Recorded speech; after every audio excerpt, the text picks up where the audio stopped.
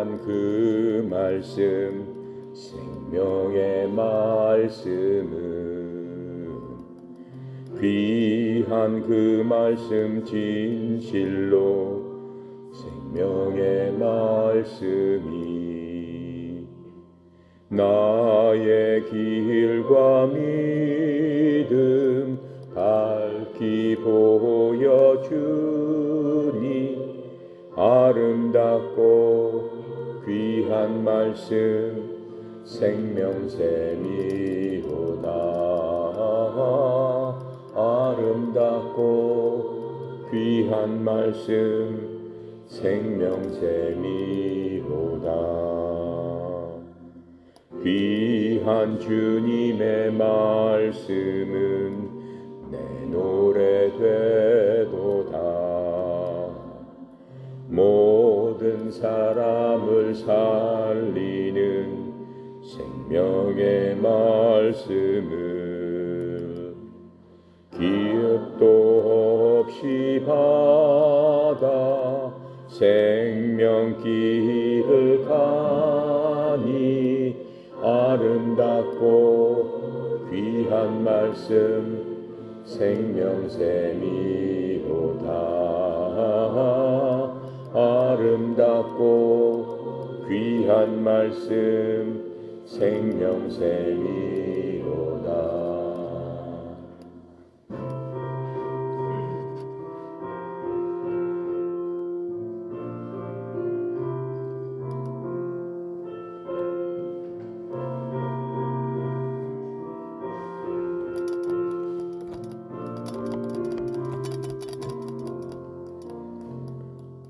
널리 흘리어 퍼지는 생명의 말씀은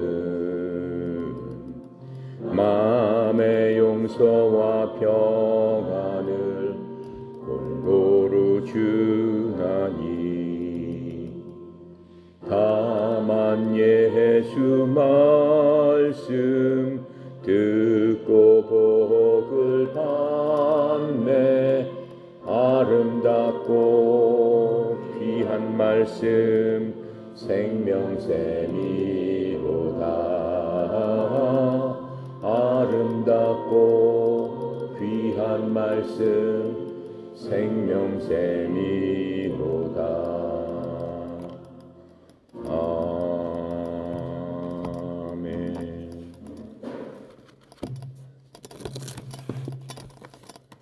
이 시간에는 지난 시간에 이어서 로마서 3장 24절부터 시간 되는 데까지 우리 한번 말씀을 나눠보도록 하겠습니다. 24절입니다. 그리스도 예수님 안에 있는 속량으로 말미암아 하나님의 은혜로 값없이 의롭다 하심을 얻은 자 되었느니라. 몇 가지 이제 신학적인 그 용어가 나옵니다. 그리스도 예수님 안에 있는 속량으로 말미암아 이렇게 얘기하고 있죠.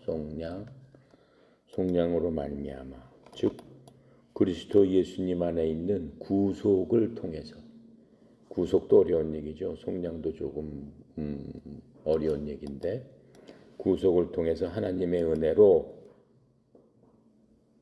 값없이 의롭다 하심을 얻었다. 즉 하나님의 은혜로 값없이 의롭게 되었느니라. 지금 이렇게 말씀하고 있습니다. 하나님께서는 두 가지 속성을 갖고 계세요. 첫 번째, 절대적인 것. 절대적인 것은 뭐예요? 하나님의 신성입니다. 하나님이 하나님 되심을 우리는 하나님의 절대적인 속성이라고 하는 거죠. 왜요? 하나님께서 하나님이시니까 모든 것들 창조주 하나님은 절대적인 속성이 있어요. 우리 자신이 하나님께서 우리에게 알려주시지 않은 것들이 말하자면은 장님이 뭐라고 하나? 코끼리를 더듬는다고 하나? 우리가 알고 있는 거는 그 정도도 아마 안 될 거예요. 하나님께서 알려주시지 않은 게 너무나 많습니다. 자, 그래서 어쨌든 간에 하나님께서는 절대적인 하나님 자신, 바로 그게 이제 하나님의 그 속성이고, 또 상대적인 것이 있어요. 상대적인 거는 세상과 또 사람들에 관련된 것 그런 것들이 있습니다. 저는 이제 하나님의 속성 중에 하나가 가장 손꼽으라라고 하면 우리들이 좋아하는 거죠. 하나님은 무엇이다? 사랑이시다. God is love. 뭐 이렇게 고속도로 가면서 보니까는 그것도 써 있어요. 큰 간판에 God is love 이렇게 고리온단에서 그렇게 크게 써놨어요. 그 하나님의 속성입니다. 요한일서 4장 8절에 그 속성에 대해서 이렇게 말씀하세요. 사랑하지 아니하는 자는 하나님을 알지 못하나니 이는 하나님이 사랑이시기 때문이다. 사랑을 모르는 사람은 하나님의 사랑도 모를 수밖에 없지 않냐. 지금 그 말씀을 하고 있는 겁니다. 그래서 하나님께서 그 사랑에 관해서 우리들에게 보여주신 게 있어요. 하나님의 사랑을 우리에게 나타나시는데 두 가지 방법으로 알려주고 계세요. 하나는 은혜, 두 번째는 긍휼입니다. 은혜와 긍휼이 항상 우리들에게 있기 때문에 우리가 살고 있죠. 은혜와 긍휼이 없다면은 인간은 살 수 없어요. 지구는 멸망해버려요. 자, 그런데 하나님의 긍휼은 무엇입니까? 긍휼의 뜻이 뭐예요? 불쌍히 여기는 것을 보통 긍휼히 여긴다. 보통 그렇게 우리가 국어적으로는 그렇게 생각을 하죠. 그런데 이제 정확하게 얘기를 하면은 하나님께서 우리가 마땅히 받아야 할 것을 주지 않으심으로 그 사랑을 표시해 주시는 거예요. 우리가 너무 잘못됐기 때문에 그 자리에서 죽어야 돼요. 그런데도 불구하고 죽지 않도록 봐주시는 게 긍휼이다. 은혜라는 것은 무엇이냐? 우리는 아무런 것도 받을 자격이 없어요.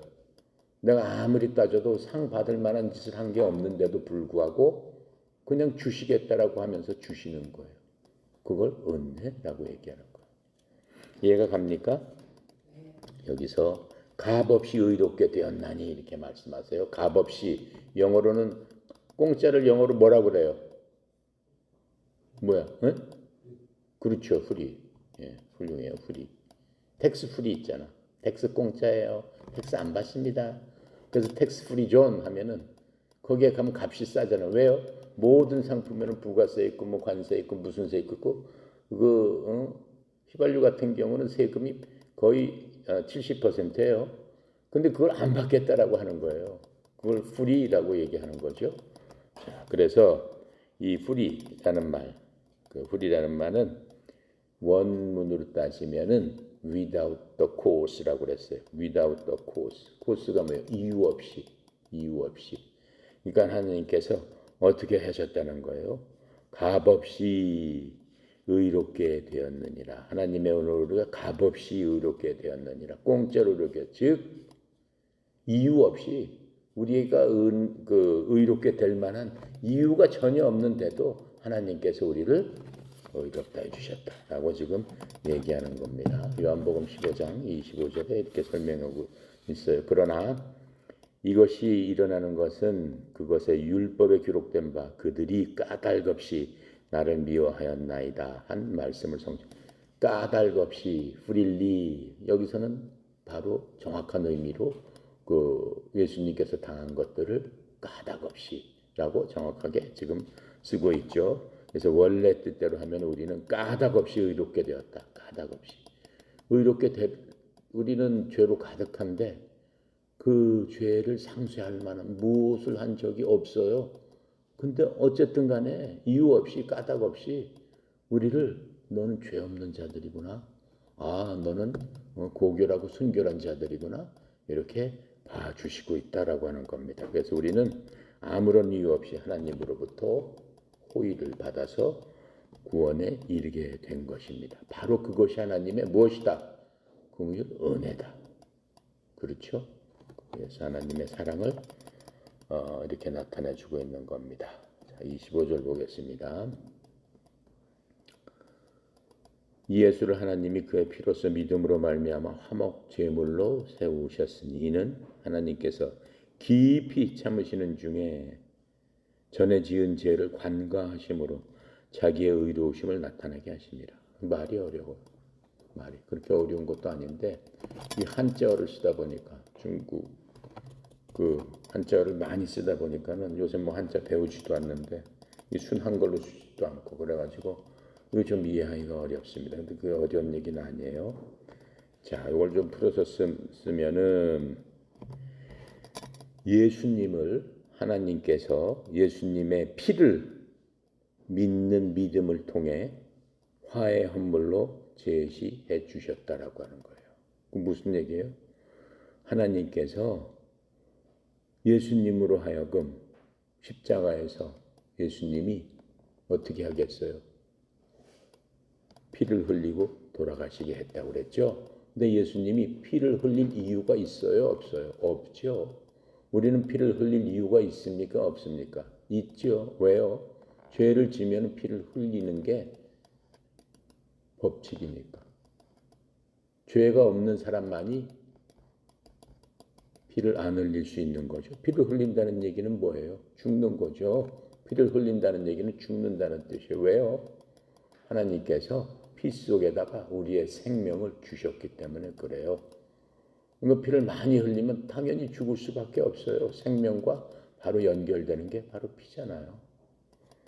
자, 그래서 예수 그리스도의 피를 믿는 믿음을 통해 피를 믿는다는 게 예수님께서 피를 흘리고 죽으셨다라고 하는 그 이유를, 그 뜻을 믿는 그러한 믿음을 통해 화해 헌물로 제시하셨으니, 화해 헌물로 뭘 제시했다는 거예요? 바로 그 피를 예수님과 우리 사이에 막혔죠. 뭘로 막혔어요? 죄로 인해서 막힌 거예요. 예수님은 죄가 있으면은 그냥 벽을 쌓는다고 그랬어요. 왜요? 같은 공간에 있기를 싫어하세요. 같은 공간에 하나님의 절대적인 성품에 따라서 같은 공간에 있으실 수가 없어요. 그러니까 하나님과 우리는 격리가 되었죠. 뭐 때문에? 우리의 죄 때문에. 내당초 아담과 이브는 아니죠. 격리가 되지 않았죠. 하나님과 동산에 같이 있었습니다. 그 이후에 죄로 인해서, 인간의 죄로 인해서 하나님께서 보기 싫다라고 해서 내보내신 거죠. 우리 상태가 그렇죠. 그런데 이제는 그 벽을 깨기 위해 하나님과 화해한다는 게 뭐예요? 하나님과 컴프로마이즈, 서로 어떻게 한다는 거예요? 하나님 잘못했습니다. 그러면 하나님께서 용서해 주시고 다시 봐주시고 하는데 그냥 봐주실 수는 없다는 거죠. 봐주시기 위한 조건이 있다라고 하는 거예요. 근데 그게 하나님께 드리는 어떠한 헌물, 나의 모든 것들을 회복시키기 위해서 보상으로 드려야 되는 바로 그 제물, 그 제물이 누가 됐다는 거예요? 예수 그리스도가 됐다는 거예요. 그래서 제물이 되는 예수 그리스도, 그분을 나의 제물임을 믿는 그것을 통해서 하나님께서 우리를 구원해 주시는 거죠. 그래서 이것은 하나님께서 참으심을 통해 과거의 죄들을 사면하심으로써 우리가 과거에 지었던 죄 때문에 어떻게 된 거예요? 하나님과 벽이 생겼잖아요. 그런데 그 예수 그리스도가 제물이 되심으로 말미암아 우리의 과거에 벽이 생겼던 그 원인을 다 없애 주심으로써 자신의 의를 밝히 드러내려 하십니다. 그렇게 없애 주신다는 것 자체가 하나님의 의를 드러내는 거잖아요. 그냥 그렇게 내버려 두게 되면 어떻게 되는 거예요? 그냥 그 결과로서 사람들은 심판을 받고 자기의 죄의 대가를 치러야 되는 거죠. 근데 하나님께서 우리를 어떻게 한다는 거예요? 그 죄로부터 건져주셔서 죄가 없는 자로 법적으로서 너는 완전히 죄가 없다라고 칭해 주신다라고 그랬어요. 선포해 주신다라고 그랬어요. 자, 그게 지금 이 25절의 그 말씀의 뜻입니다. 이 구원은 우리가 거저받았다고 그랬죠. 프릴리, 이유 없이, 까닭 없이, 거저, 값 없이, 값을 안 주고 공짜로 받았지만은 공짜는 뭐 싸구려고 뭐 값진 게 아닙니까? 값지지 않다고 생각하죠. 그 남는 것들 그냥 막 공짜로 주고 대부분 사람들이 공짜로 주는 건 뭐예요? 차가 막 비에 다 젖었어. 다 막 젖어서 가지도 않아. 공짜로 가져갈 사람은 가져가세요. 그렇죠? 이불이 막 닫혀졌어. 아, 그냥 뭐 가져가서 말려서 쓸 사람 그냥 가져가서. 그게 공짜예요. 사람들이 공짜로 주는 경우에는. 하지만 지금 하나님께서 공짜로 주신 구원은 결코 값싼 게 아니에요. 공짜로만 받을 수 있지 돈을 몇 조를 줘도 살 수가 없어요. 하나님의 구원은 오직 공짜로만 받을 수 있어요. 왜? 은혜로 주시는 거기 때문에 그래요. 값으로 측량할 수 없기 때문에 그래요. 그래서 우리들의 구원을 위해서 하나님께서 치르신 그 값은 인간의 돈으로는 지불할 수 없을 그런 것들을 이미 하나님께서 어떻게 하셨다는 거예요? 치르셨다라고 하는 거예요. 값을 지불하셨다라고 하는 거예요. 하나님께서 지불하신 값은 뭡니까? 뭘 지불하셨어요? 하나님의 생명을 지불했잖아요. 자신의 생명. 그걸 어떻게 돈으로 살 수 있겠어요? 안 되는 거죠. 그래서 여기 글자에서 지금 나오는 게 속죄, 구속, 피 뭐 이런 얘기가 나오고 있어요. 그걸 갖다가 명확하게 알아야지 여러분들이 신앙생활을 하는데 항상 구속함을 받았다, 뭐 속죄함을 받았다, 예수의 보혈로 피로써 그런 얘기는 항상 따라다니는 얘기입니다. 그러니까 여러분이 그런 그 뜻을 정확하고 명확하게 알고 있어야 됩니다. 속죄 그 영어는 propitiation이에요. propitiation 영어를 이제 여러분이 사전에 찾아보면 뭐라고 나오냐면 달래주다라고 얘기해요.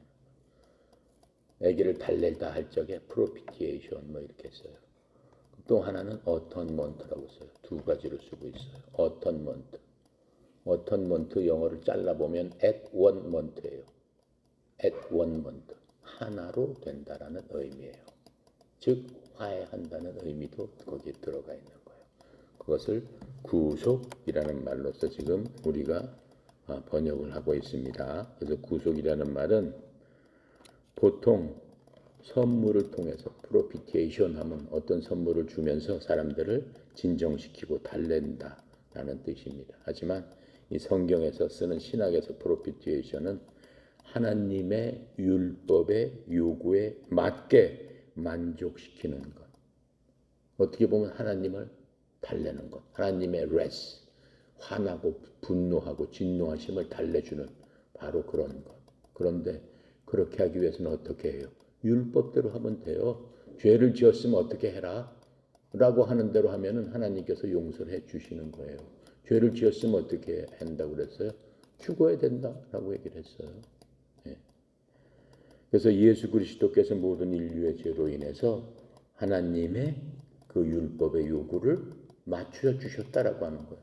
프로피티에이션 하셨다라고 하는 거예요. 즉 속죄 제물이 되셨다라고 하는 거예요. 죄를 속한다. 죄를 없앤다. 죄를 없는 것으로 해주신다라고 해서 예수 그리스도 자신의 죽음으로 하나님의 공의를 만족시킨다라고 하는 거예요. 하나님의 공의는 뭐예요? 율법에 선포하신 게 하나님의 공의예요. 죄를 지면 죽어야 된다. 그 하나님의 공의예요. 거기에 만족시키기 위해서 그리스도가 어떻게 해요? 속죄 제물이 되었다라고 우리가 얘기를 하는 거죠. 자, 속죄 뜻을 아시겠죠? 그다음엔 구속. 구속은 영어로 redeem, 구속하다, redemption. 명사는 redemption입니다. 자, 구속하다는 얘기는 구속과 속죄는 동일한 의미로 성경에서 써지고 있습니다. 하지만 약간 틀려요.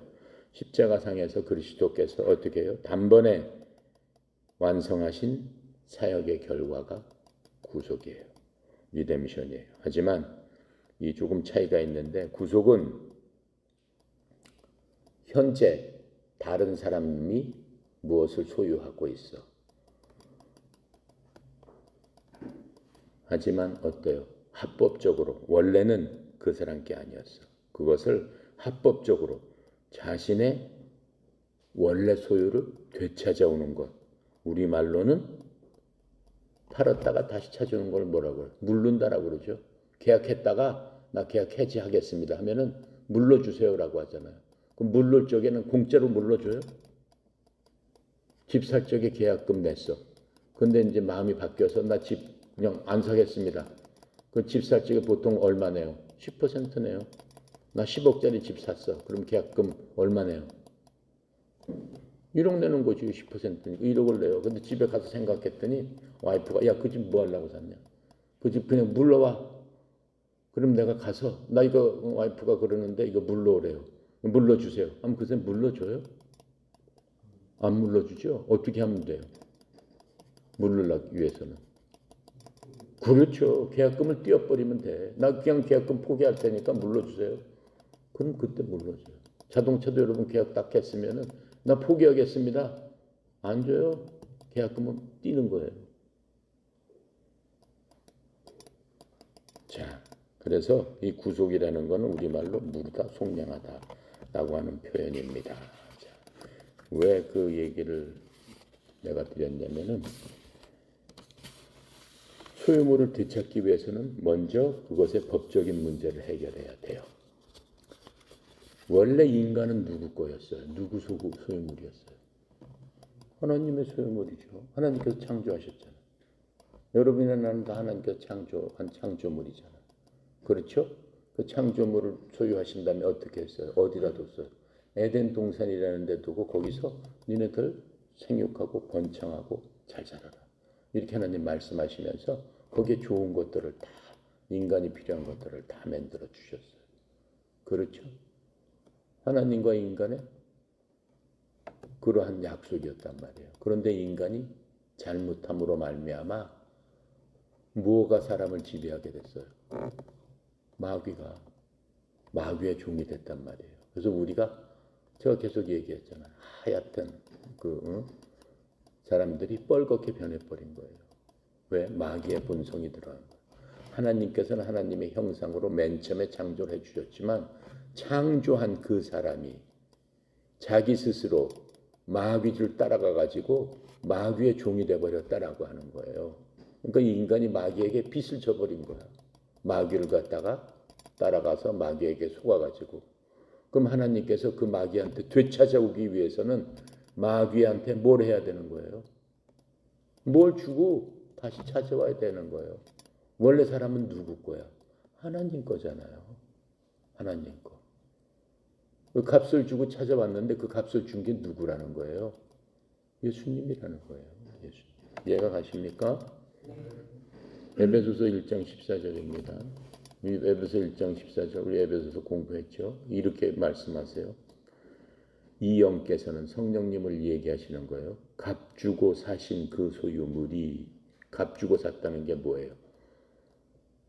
값 없이 구속은 우리는 받았지만 하나님의 입장으로 봤을 적에는 우리를 사기 위해서 값을 지불하셨어? 안 지불하셨어? 마귀한테 값을 지불하셨어요. 생명이라는 값을 지불해 주셨단 말이에요. 그 누구예요? 예수님. 그렇죠? 예수님께서 죄값을 치르셨단 말이에요. 어디서? 십자가에서. 예수님은 죄값을 치르실 분이 아니죠. 죄가 없으니까는. 그런데 우리 죄 때문에 우리 죄를 다 뒤집어 쓰고 예수님 보니까는 죄덩어리가 됐단 말이에요. 내 죄 이름도 써 있고 여러분 하나하나의 죄 이름도 예수님한테 써 있더라라고 하는 거예요. 그러니까 예수님은 어떻게 해요? 죄값을 치러야지. 누구한테 치르는 거예요? 하나님한테 치러야지. 하나님의 공의에 따라서. 죄가 있으면 죽어야 된다라고 얘기했잖아요. 근데 하나님은 한 번 약속하신 것, 자신 스스로 약속하신 것은 절대적으로 바꾸실 수 없는 분이다. 아시겠습니까? 자, 그렇게 해서 우리가 구속을 받을 때까지, 구속을 받는다는 게 값을 주고 사서 자유롭게 될 때까지 우리의 상속 유업의 보증이 되사, 상속 유업의 보증이 됐다고 그랬어. 우리가 자유롭게 될 때까지 상속 유업이라는 건 뭐예요? 하나님께서 우리에게 주시겠다고 약속하신 그 복을 어떻게 한다는 거예요? 끝까지 너희들이 받게끔 내가 보증을 쓰겠다. 누가? 성령님께서 보증을 쓰신다라고 하는 거예요. 되사 그분의 영광을 찬양하게 하시느니라. 그러니까 우리가 얼마나 감사해요. 찬양할 수밖에 없죠. 이 말씀에서 나오는 이 구속받아야 할 소유물 바로 우리인데 그 우리들이 어떻게 되겠다라고 하는 거예요. 일단 구속받게 되면 도로 아담과 이브처럼 하나님의 자녀로 그 위치가 바뀐다라고 하는 거예요. 오히려 그것보다 더 높아진다라고 하는 거예요. 예수 그리스도의 반열에 올라선다라고 하는 거예요. 그렇게 해서 하나님께서 우리를 양자 삼아 주셨다라고 하는 거예요. 우리는 친자가 아니잖아요. 애당초부터 하나님과 같이 있었던 성삼위일체 중에 한 분이 아니잖아요. 그 이후에 우리를 하나님의 자녀 삼아 주셨으니까 우리가 양자로 삼아 주셔서 우리가 어떻게 돼요? 구속받는 그날까지 우리를 어떻게 하신다? 보증이 되신다. 하나님께서. 그래서 우리가 구속받을 바로 그 대상은 우리의 몸이다라고 얘기하는 거예요. 우리의 몸이 죄를 지은 거예요. 아담과 이브 때. 아셨습니까? 네. 그 다음에 피에 대한 얘기가 나오죠. 그 피로써 이렇게 얘기했습니다. 우리들에게 값이 무엇인가를 말해주고 있는 겁니다. 예수님께서 값으로 지불해야 된다. 바로 피로 지불해라 라고 얘기하는 겁니다. 피 속에 생명이 있기 때문이라고 내가 얘기했어요. 그래서 예수님께서는 죄인들을 의롭게 하기 위한 율법을 만족시키기 위해서 십자가 위에서 피 흘리고 돌아가셨습니다. 예수님을 만약에 어떻게 해? 뭐죠? 이렇게 해서 걸어서 죽이는 거? 밧줄로 목 매달아서 죽였으면은 안 되는 거예요. 피를 흘려야만 되는 거예요. 피를 흘려야. 거기에 대해서는 이제 레위기 16장 그 속죄일에 대해서 자세히 얘기하고 있어요. 그래서 우리가 그러한 것들, 구약에서 했던 것들을 알아야지 이 신약을 속죄나 구속이나 피나 이런 것들을 이해할 수가 있습니다. 구약에서 수천 년 동안 제사장들이 행했던 그 모든 일들은 누구를 예표하는 거예요? 예수 그리스도. 몇천 년 후에 오실 4,000년, 2,000년, 3,000년 후에 오실 예수 그리스도의 모형대로 그렇게 수천 년 동안 행했다라고 하는 겁니다. 하지만 지금도 이스라엘에서는 예수님이 아직도 안 오셨다고 생각하면서 그대로 행하고 있습니다. 언제? 속죄일에. 그래도 이스라엘 민족은 대단한 민족이에요. 어쨌든 간에 온 국민들이 국가의 죄와 개인의 죄와 단체의 모든 죄를 하나님 앞에 나가서 어떻게 하는 거예요? 자백하고 회개하는 거예요. 돌이키는 아무리 죄를 졌어도 그런 민족이에요. 그러니까 하나님께서 어떻게 보면 사랑하시지 않을 수가 없는 그런 민족입니다. 그래서 그거를 조금 우리가 자세히 살펴보면은 이 하나님의 말씀을 이해하는데 많은 도움이 됩니다. 잘 들어보세요. 자, 그러면 어떻게 하나님 앞에 가서 속죄를 하느냐? 그 방법이 있어요. 그것을 이제 속죄일에 제사장들이 하나님께 드리는 의식을 통해서 하나님께 바치는 겁니다. 일단 제사장들이 제단 위에 2마리 염소를 데리고 옵니다. 그중 하나는 희생제물로 고릅니다. 희생제물로 고를 적에 제비뽑기를 해요. 2마리 염소를 데리고 와가지고. 자, 그런데 그것은 언제 행하는 거냐면 속죄일날 유대인들이 매년 안식하면서 그날은 아무것도 안 해요. 그게 몇 월 며칠이냐면 7월 10일이에요. 매년 7월 10일 날. 그러니까 얼마 전에 했겠죠. 7월 10일 날 이스라엘 사람들은 그 안식하면서 금식하는 가운데 하루 종일 밥을 먹지 않습니다. 죄를 고백하는데 밥 먹으면서 고백할 수 없죠. 금식하는 가운데 지키는 아주 엄숙한 날입니다. 그래서 속죄일에 행하는 모든 일은 여러분이 레위기 16장에 보면은 하나님께서 어떻게 하라라고 자세히 기록되고 있습니다. 간단하게 설명하자면은 이날 대제사장은 혼자서 지성소에 몇 차례를 왔다 갔다 합니다. 여러분 그 성소는 이미 배웠죠? 그 이스라엘에 가면은 그 성전이라고 해요. 우리나라는 지금 교회를 성전이라고 하는 건 교회지 성전이 아니에요. 성전은 진짜 하나님이 계신 거예요. 여러분 교회 가면 하나님 거기에 계세요? 안 계세요? 하나님 어디 계세요? 여러분 마음속에 계세요. 마음속. 하나님이 계신 사람들이 모인 게 예배당, 그것을 교회라고 합니다. 하지만 예수님 오시기 전에는 예수님이 건물 한 군데 계셨다라고 하는 거예요. 한 군데 계시면서 그것을 거룩한 성전이라 이렇게 말씀하셨어요. 그래서 그 거룩한 성전을 하나님께서 내가 있는 곳은 어떻게 지어라. 지금 교회는 뭐 본인들이 알아서 뭐 이렇게 짓는 거지만은 하나님께서 말씀하신 성전은 그렇게 지으면 안 되는 거예요. 가로 세로 높이 몇 센치 몇 센치. 그 크기가 축구장의 6분의 1로 생각하면 돼요. 그 정도 크기에다가 성소 안에 이렇게 큰 이 저게 있으면은 성소를 짓고 그 안으로 또 이 막을 쳐가지고 지성소, 성소 안에 지성소라고 따로 있었어요. 그 지성소 안에 하나님이 계시겠다라고 한 거예요. 그래서 하나님께서 지으라는 방법대로 그렇게 지었습니다. 그렇게 하는데 그 지성소에는 하나님을 모시는 사람을 제사장이라고 합니다. 그 제사장 중에서 제일 높은 사람은 딱 한 사람, 대제사장이에요. 대제사장만이 하나님이 계신 그 지성소를 들어갔다 나갔다 할 수 있어요. 일반 제사장들, 일반 사람들은 들어가면 즉시 죽습니다. 그리고 죄 있는 사람이 들어가면 발 들여놓는 즉시 시체로 변해버립니다. 그게 그 하나님이 계시는 그 지성소입니다. 그런데 이 속죄 일만 대제사장 혼자서 지성소를 몇 차례씩 왔다 갔다 하게 됩니다. 하나님께서 하라는 예식에 따라서. 근데 그 예식을 먼저 그 대제사장이 금으로 만든 향로와 향을 담은 그릇을 가지고 그 지성소로 들어갑니다.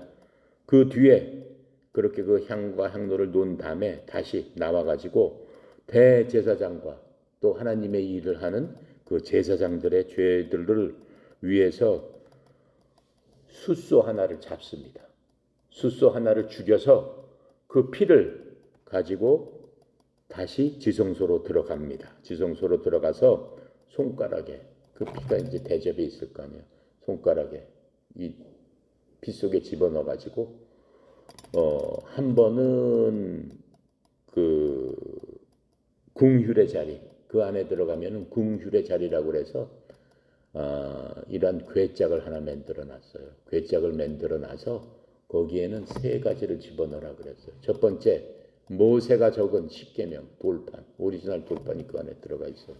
그 다음에 이스라엘 백성들이 400년 동안을 40년 동안을 광야에서 헤맬 적에 매일 아침 하나님께서 이스라엘 백성한테 주었던 음식 만나라고 돼 있어요.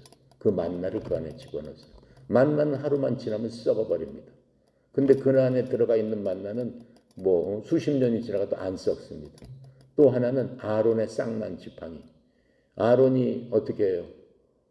그 하나님의 말씀을 듣고 이스라엘 백성들을 40년 동안 데리고 돌아다닐 적에 어떻게 했어요? 마른 지팡이를 갖고 이렇게 짚고 다녔는데 그 마른 지팡이에서 싹이 났어요.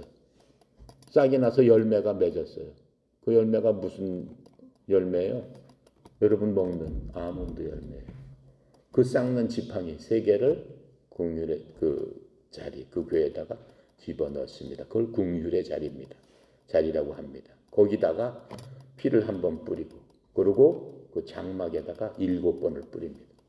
그래서 대제사장이 8번 뿌려가지고 나와 대제사장 자신과 하나님을 섬기는 제사장들의 죄를 1년 동안 진 죄를 용서하여 주십시오라고 하면서 숫소를 잡아서 피를 뿌렸다라고 하는 겁니다. 그렇게 한 다음에는 이제는 백성들을 위한 그러한 속죄를 합니다. 1년에 한 번씩 속죄를 하는 겁니다. 어떻게 해? 염소 2마리를 잡습니다. 염소 2마리를 데리고 와서 제비를 뽑아요. 대제사장이 뽑아서 1번, 2번 해가지고 뽑으니 2번 나왔네? 그럼 2번 염소를 어떻게 해요? 죽이는 거죠. 염소를 죽여가지고 그 피를 백성들을 위해서 받아가지고 대제사장들과 제사장들한테 그 했던 거와 똑같이 궁휼의 자리에 한 번, 장막에다 7번 해가지고 8번을 뿌리게 되는 겁니다. 그 다음에 그 한 마리는 어떻게 해요? 그 한 마리는 그냥 살려주는 게 아니에요. 그 한 마리 일로 와 그래가지고 그 한 마리에다가 대제사장이 머리에다가 손을 얹고 안수를 합니다. 뭐라고 안수를 해요? 하나님, 온 백성의 죄들을 이 염소에다가 지금 뒤집어 씌웠사오니 아버지 하나님 온 백성을 용서해 주시고 이 염소를 국민 우리 이스라엘 백성의 죄덩어리로 생각하시고 이 염소를 받으시옵소서 하고 어떻게 해요? 그 염소를 광야로 데리고 가가지고 광야에다 풀어놓습니다. 그걸 아세셀 양이라고 하는 거예요. 그 아세셀 양이 광야로 돌아다니다가 어떻게 되겠어요? 짐승한테 잡혀서 죽겠죠. 네. 그렇게 해가지고 이 속죄일 날 이러한 모든 일들을 행하게 되는 겁니다. 이러한 모든 것들은 뭐예요? 이러한 모든 그 희생 예물인 그리스도를 보여주는 바로 예표였어요. 그래서 모든 시대 성경에 보면은 이 사람들이 믿음을 통해서 이런 희생이 의미하는 그러한 영적 의미가 바로 예수님이다라고 얘기를 하고 있는 겁니다. 그래서 이날은 유대인들이 어떻게 해요? 거룩하게 엄숙하게 중요한 날로 지키면서 금식하면서 죄를 자백하는 바로 그 날입니다. 그게 7월 10일 속죄일이다 라고 얘기하는 겁니다. Day of Atonement입니다. 그래서 구역 기간 동안에 짐승의 피가 결코 죄를 가져갈 수는 없었던 거죠. 단지 죄를 덮어줄 뿐이에요. 그러니까 매년 해야 되는 거예요. 매년. 근데 예수님께서 오신 다음에는 어떻게 됐어요? 더 이상 그렇게 하지 않습니다. 예수님께서 오심으로 말미암아 죄를 덮어놓은 게 아니라 죄를 완전히 제거하러 이 땅에 오셨다라고 말씀하시는 거예요. 그래서 죄는 더 이상 있을 수 없다라고 하는 거예요. 그래서 예수님의 피는 과거와 현재와 미래의 모든 죄까지 없애는 그러한 능력을 갖고 계시다. 그런 하나님이시다. 왜요? 왜 예수님은 과거, 현재, 미래 모든 죄까지 다 갖고 그걸 다 AD 30년에 그걸 다 하실 수 있었을까? 지금 이렇게 한 게 언제예요? 모세 때니까는 예수님 오시기 1500년 전 일까지 어떻게 다 그걸 다 저걸 하실 수 있었을까? 다 죄를 갖다 앞으로는 그럼 우리 죄 지면 그 죄는 또 예수님 오셔서 또 그렇게 피를 흘리셔야 될까? 아니죠. 예수님은 과거, 현재, 미래의 모든 것들을 한꺼번에 이루셨다라고 하는 거예요. 뭘 통해서? 믿음을 통해서. 무슨 믿음? 예수님께서 바로 내가 설명한 그 염소로서 날 위해서 돌아가셨구나. 그게 바로 예수님이구나 하는 믿음. 그럼 과거, 현재, 미래하고 어떻게? 내가 얘기했잖아요. 시간은 하나님께 아무것도 아니다라고 했잖아요. 예수님은 하나님이시라고 그랬잖아요. 시간을 누가 만들었어요? 하나님이 만드신 거예요. 시간은 하나님 안에 있는 이 소나기하고 이 물병하고 똑같은 거예요. 시간을 풀어놓으니까 우리가 시간이라는 그 트레인 안에서 살고 있는 거죠. 하나님한테는 아무것도 아니다라고 하는 거예요. 하나님 뭐라고 그랬어요? 1000년이 하루 같고 하루가 1000년 같다. 그렇죠? 하나님은 시간이 없으신데 계신다라고 하는 거예요. 그러니까 보고 계시는 거예요. 그러니까 우리가 상상할 수 없는 거예요. 하나님의 능력을. 시간이 이렇게 흘러가죠. 하나님은 다 하신단 말이죠. 앞으로 모든 이런 날까지. 하나님은 모든 것들을 알고 계신단 말이죠. 그러니까 하나님이신 거죠. 그러니까 예수님께서 한 번 피를 흘리셨어도 과거와 현재와 미래까지 그 모든 게 어떻게 되는 거예요? 적용이 된다. 왜? 어제가 오늘 같고 내일이 오늘 같다. 그게 하나님이시니까. 이해가 됩니까? 오늘 여기까지 하고 마치도록 하겠습니다.